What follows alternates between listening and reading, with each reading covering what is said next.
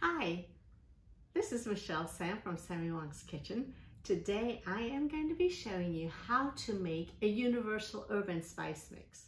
So just as I showed you how to make a basic Chinese marinade as well as a basic stir-fry sauce, I am going to show you this particular universal spice and herb mix, which you can use for a multitude of dishes.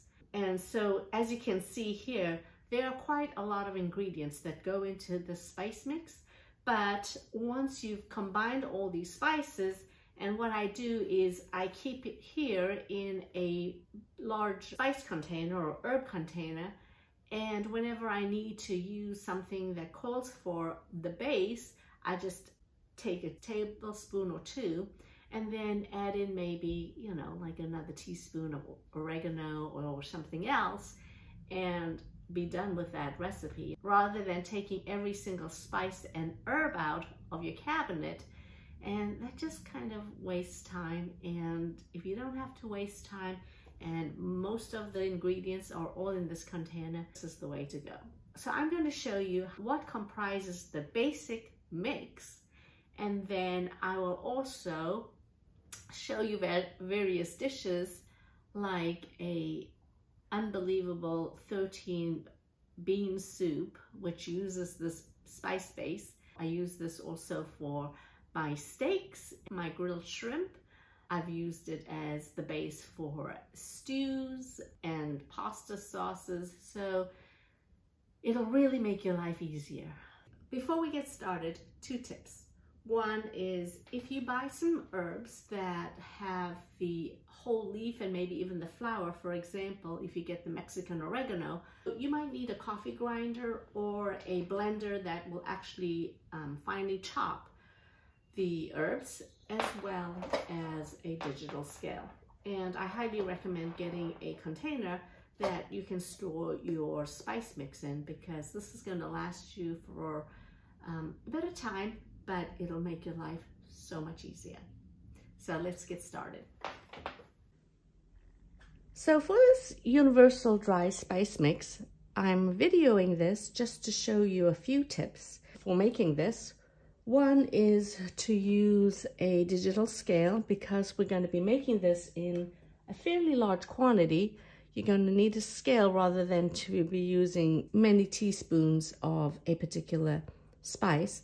The next thing would be to have a container where you're going to store your spice mix. And a third thing would be to have a grinder, and this is just a ordinary coffee grinder that I'm going to use to break down some of the herbs. But you don't really want it to be a fine powder. You do want to be able to see some of the herbs in there. All it is assembling it here into a container that is going to be poured into your permanent container here. We will need 200 grams of salt, tare it, which means bringing it to 0. And then I'm going to put 17 grams of black pepper, 30 grams of garlic powder, 30 grams of onion powder, 30 grams of paprika, sweet paprika, 12 grams of dried oregano, 12 grams of dried thyme. And sometimes you can dehydrate or just dry up your herbs that you have in your garden for the season and then make your mix with this. And 12 grams of dried rosemary. And the rosemary here, I don't like it too big like this, because then I feel sometimes it actually gets stuck between your teeth and your gums when it's a little hard. So I'm going to just grind it up slightly and then add it to my mix. I don't want it into a powder, but I do want to have it less than sticks.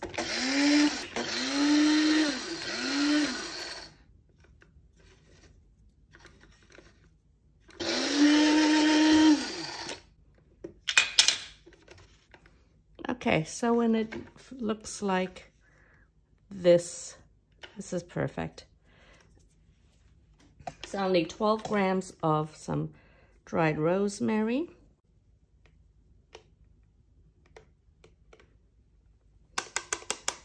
There we go. Perfect. Just the right amount. Guess that's experience for you. 6 grams of cayenne pepper, 12 grams of coriander. And this coriander is something that I ground myself. These are dried coriander seeds. And all you need to do is put them in a coffee grinder and you'll get coriander powder. I would highly not recommend putting these in as your spice mix because it is a little hard and definitely harder than rosemary. And then 12 grams of cumin powder. All right, and so here you have your spice mix. And all you need to do is mix this up. And it smells really fragrant.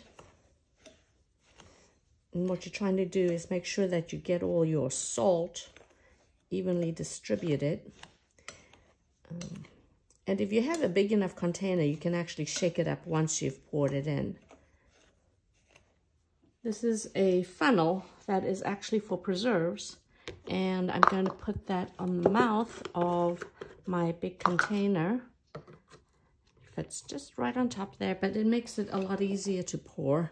And then I'll just pour it in here.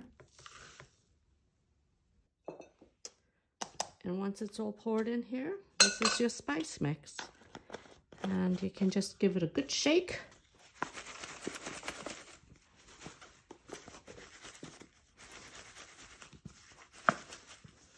And make sure you label it. So I've labeled this here.